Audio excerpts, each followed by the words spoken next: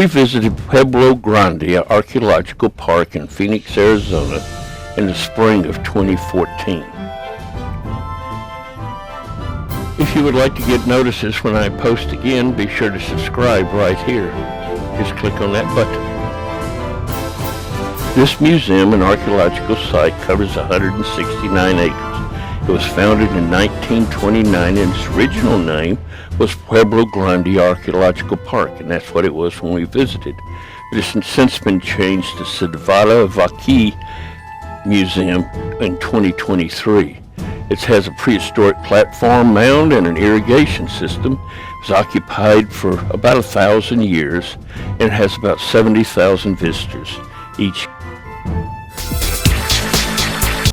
Next we'll be visiting Pueblo Grande Archaeological Park. This is the major pueblo of the Hohokam Indians in this area. The Hohokam were an advanced culture with much art work and carvings into the rocks, and also they had much pottery and tools that are highly decorated by their artisans. There's a Hohokam village here from the time of the fall of Rome in 450 to 1450, the coming of Columbus, with about 1,000 people. They farmed the desert extensively and had many irrigation canals. They raised corn, beans, squash, over thousands of acres in this area. They raised cotton for clothes and had beautiful pottery and even toys that they could play with.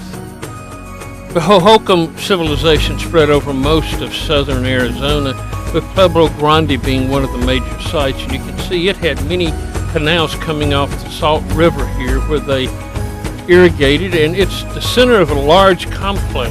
The mound itself had many homes, adobe homes on top of it, and you can see the irrigation and Salt River in the distance and see how they might have lived in this area that we're about to explore. Not a whole lot is left right now. Just the mound has been left and the foundations of some of the walls around it, as you can see from here. We'll be following a path through this area. You can see this was a very intricate place at one time, and it was centered around the Salt River and its tributaries. This is the southwest corner, as you can see here, of the Indian Mound. The mound was 150 feet by 300 feet, about the size of a football field, and its platform was 25 feet high above the surrounding area. You can see from this picture how they built it up one stone after another. They diverted the Salt River into canals to water their crops, and they farmed here for almost 1,000 years. At one end of the compound was the observatory, where they seemed to have stared at the stars and tried to understand them better. We now look from one end of the platform and zoom out to the other end of the platform to show you how large it is. At the other end of the compound was what's become known as the maze. It was an area of tall buildings with limited access to get from one to the other. As you can see from this picture, many of the rooms in this maze area didn't have any roofs on them. And then down below the platform were more homes and houses. And in fact, an entire suburb extended in every direction from the mound itself. Some of the rooms had special functions and others didn't. It kind of depended upon what each room did.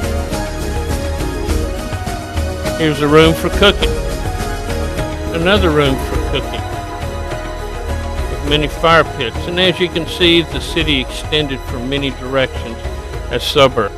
The first homes in the suburbs were pit homes like these that would have a fire pit in the middle and then a riser where they would enter in, and they would have looked similar to this.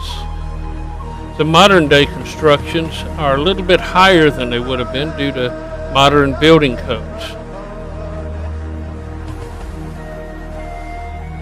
In the second phase of construction, adobe compounds were used in the suburbs to house family units. They were usually surrounded by a wall, and they usually had 17 or so rooms inside them. Here you can see inside one of those rooms what it might have looked like, and what it might have looked like when they were actually living in these houses. You can see the veranda that would be used for various activities and to keep in the cool. The Hohokam Indians played some kind of ball game. We're not really sure how it was played, maybe kicking like soccer into the goals on the ends. We're not totally sure, but they seem to have disappeared about 1450 after Columbus discovers America and the Pima Indians move in. They had an irrigation system and a garden system here, and a gava was roasted in the communal ovens. History tells us that the Salt River Mound here at Pueblo Grande was the last of the Indian mounds to fall to the Pima Indians as they moved in.